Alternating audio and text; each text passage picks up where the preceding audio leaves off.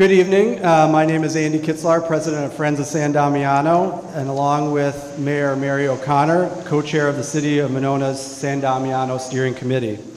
On behalf of Mary, myself, along with the rest of the steering committee, I want to thank each of you for coming tonight to our second of 3 public listening sessions to learn more about the master planning process and provide your input. The importance of your participation cannot be understated, as well as our appreciation for your involvement, not only caring, but also providing your perspective, feelings, and ideas. Tonight, I wanted to take a little time to share with you a vision and a statement of purpose document that the steering committee adopted as a result of the feedback that we have received thus far. It will help guide us in every decision we make.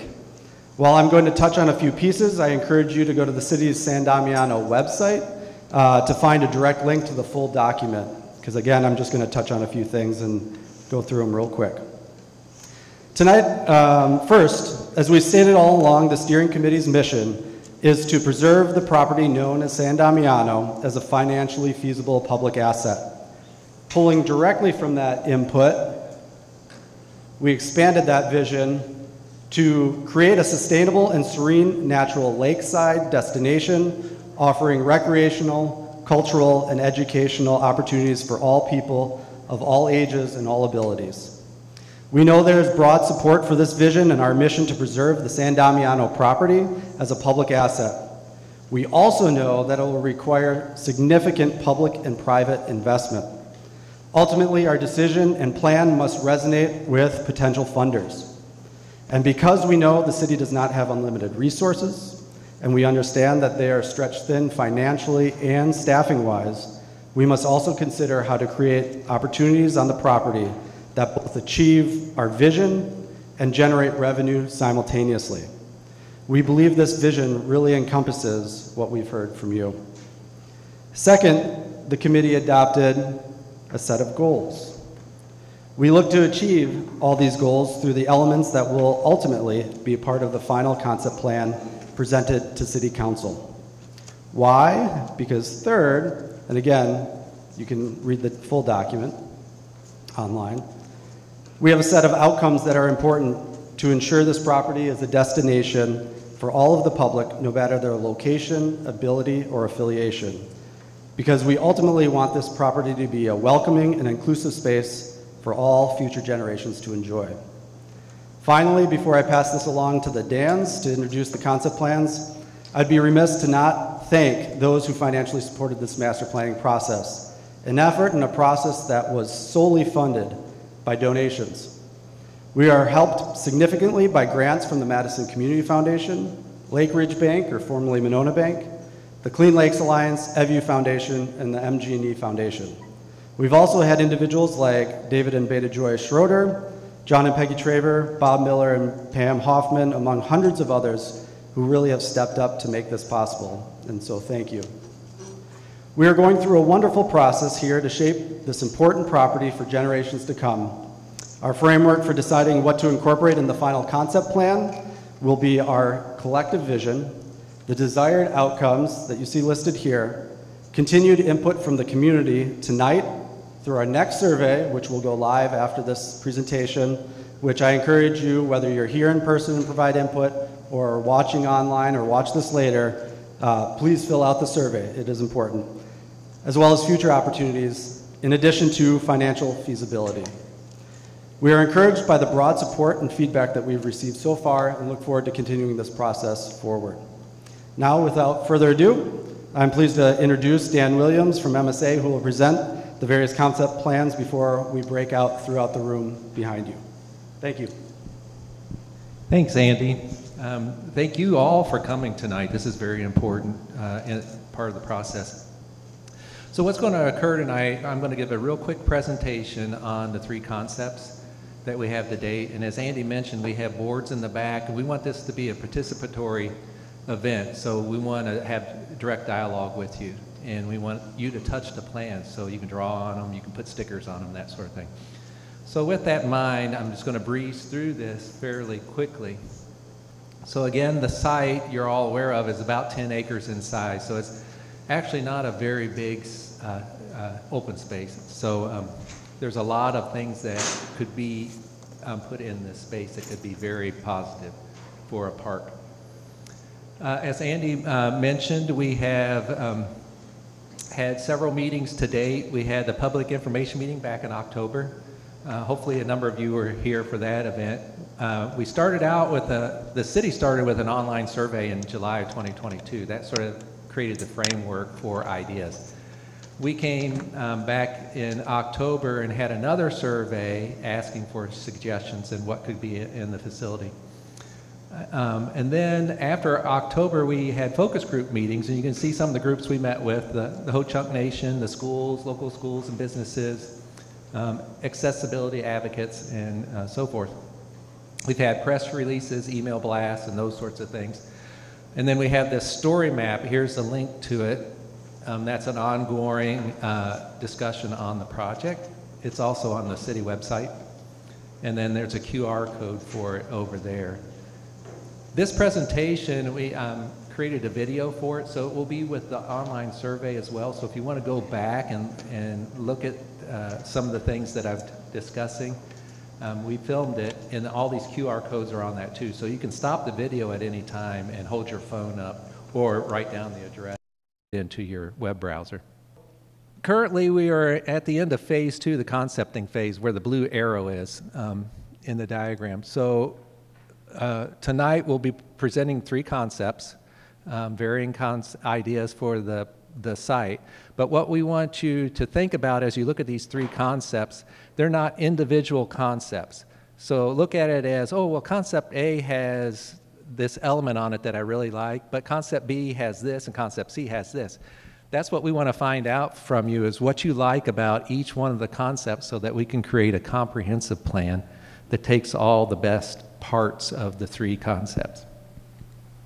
What we'll do at the end of this phase of the project is we'll go back to the focus groups and present the concepts to them as well, so we get their feedback.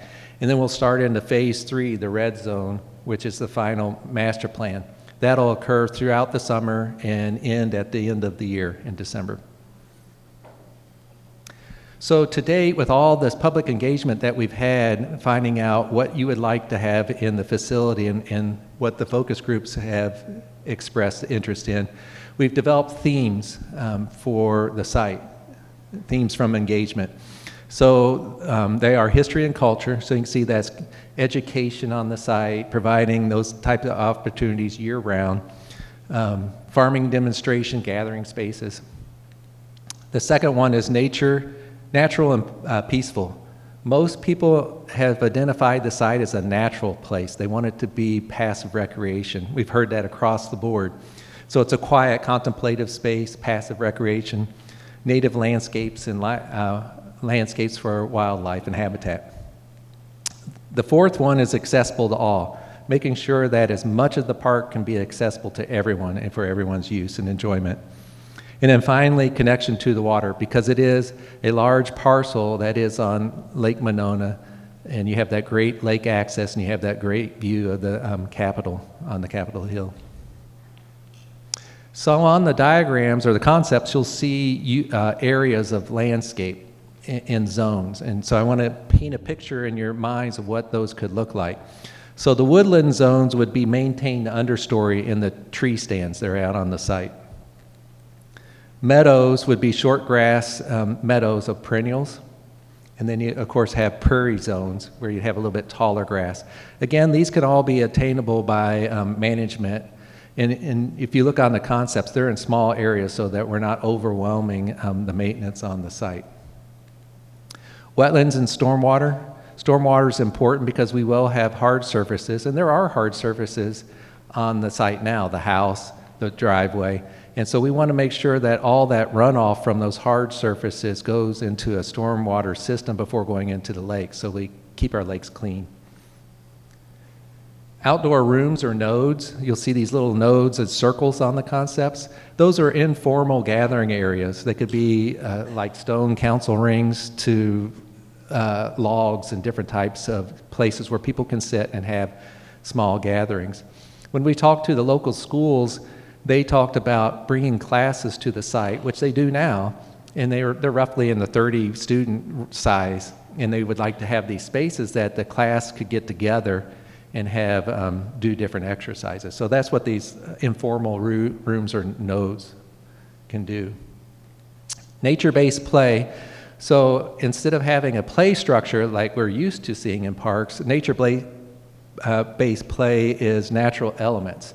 They can look like play structures like this one up here, or they can just be as simple as logs and stones and different things, and kids love these things. We design parks all over Wisconsin, and this is the most sought after play style right now in park development. And then water access to Lake Monona, whether it's boat access for motorized boats or just fishing piers and for viewing and using the lake and not having boating access to it, to having kayak and canoe paddleboard launches, to maybe just having overlooks. So it could be all of these things, or it might be one of these things. And then alternative trail surfaces. So we're not proposing that all the trails be paved with concrete or asphalt. Maybe there's some alternative trail surface for parts of the trail system. And that could be crushed gravel to what they call a binder course, which is this over here. It's crushed gravel, but it's bound together so that it doesn't migrate into the landscape. So with that, I'm going to jump into the three concepts real quick. And I want to point out a couple of things that's consistent on the diagrams. And excuse me for a second, I'm going to walk in front of the screen. So on the right side here is the legend for the site. So the tan tan lines are that alternative trail types, be mulch or stone. The white is paved area, so that could be concrete or asphalt, and providing a hard surface for different things to occur there. Not only for accessibility, but also for if you have an events and you have carts and stands and different things. And then, of course, the road or parking is this gray color. The existing trees are green. We're trying to protect as many trees as possible, if not all of them. And then there are some new trees shown, and they're typically around the parking areas to provide some shade, but there's not very many of those because it's such a full woodlands right now. And then the nodes that I talked about, the gathering nodes, are the little white circles with the red around them. So you can see they're kind of spread out through the park. And then the landscape, there's agricultural field or the vegetable garden, so in the same place in all three diagrams because that's where the garden is today. But we've added fruit garden next to it, so it could be fruit trees, fruit bushes that could accentuate that gardening. The prairie meadow that I showed the pictures of, I'm losing my battery, is this mid-tone green on the diagrams. The lawn area is in this lighter green, and that would be where it would be mowed and maintained, so that's a place where you could have gatherings like the beer garden and those types of events. And then the woodlands, where the understory would be maintained, is this dark green area. And then the stormwater management shows up in the teal green, bluish green color. So that'll be consistent in all the plans. The other thing that's consistent in all the plans are there's a beach for what we call a boater's beach. So you can bring your kayak or canoe or paddleboard up to it and get off the personal watercraft. There will be some type of pier on the concepts, and again, it could be a fishing pier or a boating pier, that sort of thing. And then there's nature-based play on all the diagrams too, so I'll point those out as we go along. Transit stop for the bus when the bus comes down Monona Drive in the future. And then pedestrian and bicycle improvements to the site. So we're showing, and you'll be able to see it better on the diagrams in the back, we're showing where bike bollards might be or bike parking might be on the site. So with that, I'm going to jump into concept A. So again, here at the top is the themes that I talked about. And then in concept A, we gave a theme to each of the concepts, so you kind of get an idea where we're going with these concepts. So in concept A, we're calling it the historic reuse, because in this one, the Alice House is saved and maintained in some form. and that form and that use still got a lot of programming to do. So for now, think of it as we'll use the building in some form. On this one, the parking lot has direct access to Monona Drive, and it's two-way. So it's the least amount of vehicular traffic coming into the site and leaving the site. Concept A has the largest parking lot because the house is the largest footprint because it's 3 stories tall on the site. So you have to kind of balance out the parking for the uses that might occur in that building. The lawn areas around it, there will be maintenance buildings on the diagrams for storage for equipment that maintains the park. So on this one, it's down here by the house. This Concept A has a park pier that boats can come up to. It's adequate enough for it. It's a little bit shallow water. We want to try and get out to about where the red dot is. All the trails are accessible. And again, on all 3 plans, all the trails are accessible. And this one, the transit stop is here with direct access to the house on a paved walk. In Concept A, we are maintaining the driveway location for the most part until it gets to the house, but it becomes a path in this case. So it could be a bicycle path, and we're not excluding bikes from this plan, but it would not be a vehicular road any longer. So that's Concept A. Concept B, we're calling the Minimalist Plan. Here, the house has been removed. You can see the dashed line where it sits today. And in its place is a small open-air shelter with restroom facilities. Again, this is a very minimal approach to the building use on the site. There's also a second open-air shelter here that doesn't have restroom in it, but it provides a place for people to come and have events at or just enjoy a picnic under a roof. Again, the vegetable gardens has fruit gardens on both sides, small storage shed for the tools that might be used in that garden. Again, the trail system is, majority of it is at alternative materials, not paved. Here we're maintaining the driveway for the most part all the way through. And you'll notice on the south end here, we've tried to pull the driveway away from that residence that's right on the corner so that we got a little bit of separation there and have a little bit better exit for the people using the park. But again, we're maintaining majority of the driveway. 2 small parking lots, 5 or 6 stalls here and about 10 stalls down here. So not very much as far as cars parked on the site, but the cars are coming into the site further than Concept A. This one has a long straight pier that goes out into deeper water so that it's more accessible for the motorized boats to get to it. I want to mention before I get too far along, on all 3 concepts, we're showing this area up here as a stormwater management area because it's not the lowest site on the site, but it has direct access from where the house sits and where some of these buildings sits to gather that water from those built surfaces. So it can all be kind of funneled towards this site and then drain out to Lake Monona. And then finally, Concept C, we're calling the Modern Park. This concept, again, the house has been removed and replaced with a new 4-season facility. That would be like a small events facility where you would have a large room, not as large as this room, this is pretty big, but a large gathering room with restrooms on one end of it and maybe an office or a storage room in that building. There's a nice picture of something that could be kind of similar to it.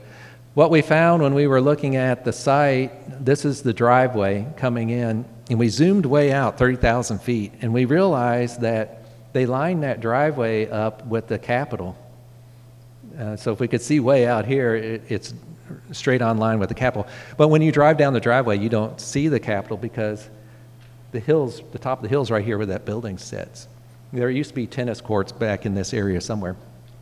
And so we thought this new building could sit on that high point, have that direct access through an entrance into it, and then maybe it's glass or something so you can see through. And then when you're up there, you can have a great view of the Capitol. So that's why it's sited in this location. The parking lot in this concept is linear to Monona Drive. It's two ways. And it's the mid-size parking lot of the three concepts. It's about 30 stalls. Again, this one is not as intrusive as getting the cars into the park. They're hugging Monona Drive and not getting too deep into the park. This concept has an amphitheater on it, and the other two don't. So this is an opportunity that you can have an outdoor gathering space with a little bit larger size to it for performances. And this one also has a patio that's adjacent to all that. So that's just another way to look at the uses of the buildings and structures on the site. And that can occur with the other two concepts as well. Again, majority of the trails are the alternate surface, but in this one we have a circular trail that's paved to get more use area around the lawn area. So again, if you have like an art fair or some type of show like that and you set up little booths, you can set them up along this paved sidewalk. So that's the three concepts. Again, we want to spend majority of the time with you in the back, answering your questions, letting you draw on the plans and give us your ideas and thoughts. But I want to leave you with the site, excuse me, the websites that you have availability to. So the City of Monona's website, if you go to the My Monona, there's the San Damiano page. The Friends of San Damiano, and a lot of these links are on their page as well. So if you can't find it on the city page, you can find our story map in the survey on their page. And then our story map's found here. And then the public survey will be opened tonight, I think, or tomorrow morning. This is the code to the site, and then this is a QR code. So I'll leave that up, and if you want to put it on your phones tonight, by all means do that. So again, we made a video of the same presentation, and I walked through kind of what I just did with you. So if you want to see that again, or if you want to stop and get these codes off of your screens at home, you can do it that way as well. So with that, unless anyone else in the group has anything they would like to say, let's go back and have good discussion.